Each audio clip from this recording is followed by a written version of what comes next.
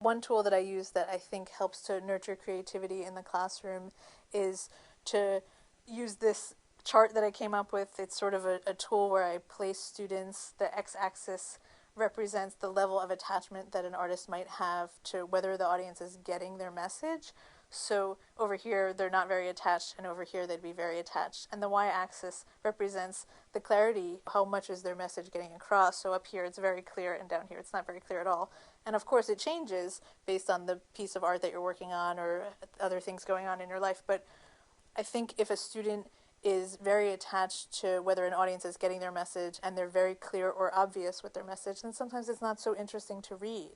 And so if I see that they fall into that category, and of course it's subjective, if I see that I can help steer them towards experimental constraints or things that they can try that might help them let go of this attachment to the audience or to the message, and so they can try new things and just play around a little bit, and it'll maybe make their work more exciting. A lot of my own inspiration as a writer came from this group, LIPO, and these artists who were really willing to pull from other disciplines and arts into their writing. And so, for example, they would use a scientific Venn diagram or something and make the characters in their novels follow that. And it was so exciting and inspiring, and it really pushed me to try to combine genres in my own work. So, for example, in this story, I worked with an interior designer and architect who laid down some house plans, and then my story is on top of that, and the main character in my story is a house.